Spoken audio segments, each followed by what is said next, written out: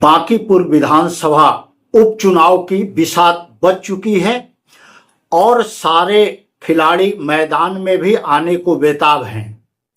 तो बांकीपुर विधानसभा उपचुनाव की क्या तस्वीर है, इसका आज मैं एक राजनीतिक विश्लेषण कर रहा हूं और कोशिश है कि यह चाहे जिस दल के भी समर्थक मतदाता हों उनके लिए यह उपयोगी हो। यह ऐसा एक विश्लेषण है जो कई खंडों में होगा, यानी कम से कम 5 से 6 भागों में बांटकर मैं बांकीपुर विधानसभा उपचुनाव की पूरी तस्वीर आपके सामने रखने जा रहा हूं। तो स्वागत है दर्शकों, मैं शशि भूषण। आज मैं आपको बता दूं कि बांकीपुर विधानसभा जो उपचुनाव हो रहा है इसका पूरा विस्तृत विवरण क्या है। तो सबसे पहला सेगमेंट बांकीपुर विधानसभा उपचुनाव का जो कार्यक्रम है वह क्या है, क्योंकि बांकीपुर विधानसभा उपचुनाव का जो भारत निर्वाचन आयोग द्वारा कार्यक्रम दिया गया है उसके अनुसार जो नामांकन करना है प्रत्याशियों को वह 13 जुलाई तक सारे प्रत्याशियों को नामांकन पत्र दाखिल कर देना है। 14 जुलाई को प्रत्याशी जितने भी नामांकन करने वाले प्रत्याशी हैं उनके नामांकन पत्रों की जांच की जाएगी और आयोग द्वारा 2 दिन समय प्रत्याशियों के नाम वापस लेने के लिए दिया गया है। यानी 16 जुलाई तक जो भी प्रत्याशी जिनको चुनाव नहीं लड़ना है वे अपना नाम वापस लेंगे। 30 जुलाई को मतदान कराया जाएगा और 3 अगस्त को यहां पर वोटिंग कराई जाएगी। तो यह है तस्वीर बांकीपुर विधानसभा उपचुनाव का पूरा चुनावी कार्यक्रम। अब चलते हैं इसके दूसरे सेगमेंट में। चूंकि वीडियो को आप अंत तक देखेंगे तो आपको कुछ समझ विकसित हो जाएगी कि आखिर बांकीपुर विधानसभा उपचुनाव है वह क्या है और इसकी क्या बनावट है और क्या इसकी राजनीतिक और भौगोलिक स्थिति है। तो आपको मैं बता दूं, जो बांकीपुर विधानसभा क्षेत्र है उसका गठन यानी इसकी सीमा क्या है, यह पूरी तरह से पटना नगर निगम के अंतर्गत आने वाला विधानसभा क्षेत्र है। इसके अंतर्गत अब आप देख ले कि कुल 10 वार्ड हैं, यानी 10 वार्ड के मतदाता बांकीपुर विधानसभा क्षेत्र के मतदाता हैं। इसमें कौन कौन वार्ड हैं? वार्ड संख्या 4, वार्ड संख्या 5, वार्ड संख्या 7, वार्ड संख्या 8, वार्ड संख्या 9, वार्ड संख्या 10, वार्ड संख्या 11, वार्ड संख्या 12, वार्ड संख्या 13 और वार्ड संख्या 15, यानी कुल 10 वार्ड पटना नगर निगम के हैं जो बांकीपुर विधानसभा क्षेत्र के आते हैं। जो बांकीपुर विधानसभा क्षेत्र है वह एक और चीजों के लिए जाना जाता है। बिहार के जो सबसे कम वोटिंग वाले विधानसभा क्षेत्रों में बांकीपुर विधानसभा क्षेत्र भी आता है। यह मैं बांकीपुर विधानसभा के दूसरे सेगमेंट की बात कर रहा हूं। तो बांकीपुर विधानसभा के वोटिंग पैटर्न को आप समझिए। 2015 के बिहार विधानसभा चुनाव में मात्र यहां पर 40.25% वोटिंग हुआ था, यानी कुल मतदाताओं के 40% वोटर ही यहां मतदान किए थे। 2020 के विधानसभा क्षेत्र में यहां उससे भी मतदाताओं की संख्या घट गई और 35.92% यानी करीब 36% ही वोटिंग हुआ। यह स्थिति 2020 के विधानसभा चुनाव में रही। और लोकसभा चुनाव 2024 की बात करें तो उसमें भी यहां वोटिंग बहुत उत्साहजनक नहीं रहा। यहां पर मात्र 38.25% ही वोटिंग हुई थी। तो यह लोकसभा चुनाव में भी यहां वोटिंग उस तरह से नहीं बढ़ा। अब बात हम कर रहे हैं पिछले विधानसभा चुनाव यानी 2025 की। तो 2025 के विधानसभा चुनाव में भी 35% वोटरों ने यहां मतदान किया था। तो बांकीपुर विधानसभा क्षेत्र भारत निर्वाचन आयोग के साथ साथ पूरे इलेक्शन मशीनरी के लिए भी चैलेंजिंग सीट रहती है कि यहां पर वोटिंग परसेंटेज कैसे बढ़ाया जाए। इसी सेगमेंट में मैं आपको बता दूं कि बांकीपुर विधानसभा क्षेत्र में कुल 422 बूथ बनाए गए थे 2025 के चुनाव में, और वोटरों की जो संख्या थी वह आपको करीब 3,80,000 वोटर थे।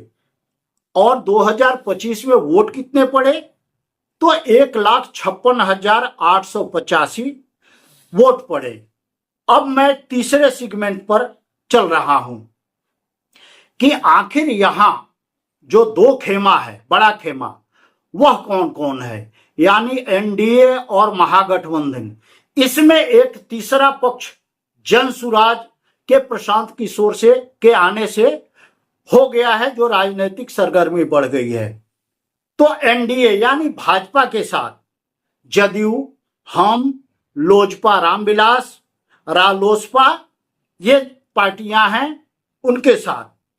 इसके अलावा जो भाजपा के विरोध में है उसमें जो मुख्य विपक्षी पार्टी है राजद, कांग्रेस, माले, सीपीआई और आईआईपी यानी आईपी गुप्ता की party, IIP, Basapa, AIM, IM यानी ओवैसी की पार्टी। तो इतनी पार्टियां अभी किसी न किसी रूप में भाजपा या एनडीए के विरोध में हैं।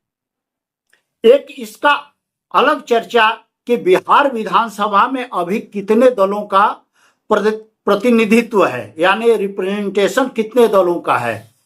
तो बिहार विधानसभा में अभी टोटल 12 राजनीतिक दलों का रिप्रेजेंटेशन है, जिनके प्रतिनिधि बिहार विधानसभा में हैं।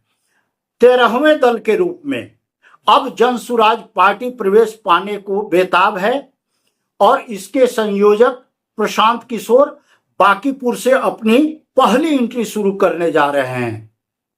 तो प्रशांत किशोर के जो एंट्री है वह अब देखने वाली है कि इनकी एंट्री होती है, कैसे होती है, नहीं होती है, क्या होती है। और अब इस विधानसभा क्षेत्र में विपक्ष और राजद का स्टैंड, प्रशांत किशोर के आने के बाद भी जो राजद है वह अपनी भूमिका को नहीं भूल रहा है, नहीं छोड़ रहा है। तो आपको मैं बता दूं कि राजद चूंकि मुख्य विपक्षी पार्टी है, तो वह अपनी भूमिका किसी भी हाल में इस चुनाव में उससे मुकर नहीं सकता है। उसके साथ कांग्रेस, वाम दल, आईपी जिसके नेता आईपी गुप्ता हैं, और गाहे बगाए बसपा जो भाजपा का विरोध करती है। तो यह है, इसलिए राजद अपने स्टैंड को बरकरार रखे हुए है और राजद अपने प्रत्याशी को यहां से चुनावी मैदान में उतारी है। अब राजद जो है अपने पुराने ही प्रत्याशी पर दांव लगाई है, और प्रशांत किशोर जो जनसुराज पार्टी के नेता हैं वह आए हैं फिलहाल जो सरकार के खिलाफ कुछ घटनाएं हुई हैं उसको भुनाने को लेकर। खास करके मैं उन बातों का जिक्र नहीं कर रहा हूं, खास करके इनकाउंटर को लेके जो सरकार की नीति है उसकी आलोचना मुख्य रूप से प्रशांत किशोर कर रहे हैं, और यहां के सिस्टम पर भ्रष्टाचार को लेकर कर रहे हैं। राजद अपने पिछले प्रत्याशी रेखा गुप्ता को चुनावी मैदान में उतारी है, और रेखा गुप्ता को 2025 के चुनाव में 46,363 मत मिले थे। और प्रशांत किशोर जो पिछले चुनाव में अपने प्रत्याशी वंदना कुमारी को चुनावी मैदान में उतारे थे, अब खुद चुनावी मैदान में आ गए हैं। भाजपा की जो ताकत थी, नितिन नवीन की अपनी परंपरागत सीट थी, वह यहां से 3 बार चुनाव भी जीते हैं, और इस बार नितिन नवीन चूंकि राष्ट्रीय अध्यक्ष बन गए हैं, उनके सीट छोड़ने के बाद ही यहां उपचुनाव की नौबत आई है। तो यहां से भाजपा ने अपने प्रत्याशी के रूप में अभिषेक कुमार सिन्हा उर्फ बंटी को प्रत्याशी बनाया है। तो चूंकि भाजपा की यह शहरी सीट परंपरागत वोटर रहे हैं, राष्ट्रीय अध्यक्ष की यह सीट है, तो यह इस तरह से यह मुकाबला अगर प्रशांत किशोर आते हैं तो देखना है। चूंकि अभी तो तस्वीर मात्र प्रत्याशियों के नामों की घोषणा हुई है, अभी इसके आगे कई चरण है। अभी तो नामांकन ही 13 तारीख तो होना है, 13 जुलाई तक होना है, इसके बाद नाम वापसी है। तो सही में कौन प्लेयर अब मैदान में बचते हैं, उसके बाद चुनाव का दूसरा फेज आएगा, जिसमें यह हवा पता चलेगी कि आखिर मतदाताओं का जो रुझान है वह किस ओर जा रहा है, कौन पार्टी अपने ओर मतदाताओं का रुझान बना पा रही है। तो यह राजनीतिक विश्लेषण आपको कैसा लगा? क्या इससे सभी दलों को या मतदाताओं को अपनी समझ विकसित करने में कोई मदद मिली? तो आप मेरे इस वीडियो को फॉलो करें, लाइक करें, अपने कमेंट को जरूर दें, जिससे पता चले कि इस वीडियो पर आपकी राय क्या है। अगर आप मुझे YouTube पर देख रहे हैं तो आप बेल आइकन को जरूर दबाएं, जिससे आपको नया वीडियो, अपडेट वीडियो हर समय मिलता रहेगा। YouTube पर आप अपनी कमेंट दें, YouTube पर आप इस वीडियो को ज़्यादा से ज़्यादा शेयर करें कि वोटरों का जो समझ है या राजनीतिक समझ है वह कुछ विकसित हो। तो यह था आज का अपडेट। अगर आपको यह वीडियो पसंद आवे तो अपना कमेंट दें। नमस्कार, धन्यवाद।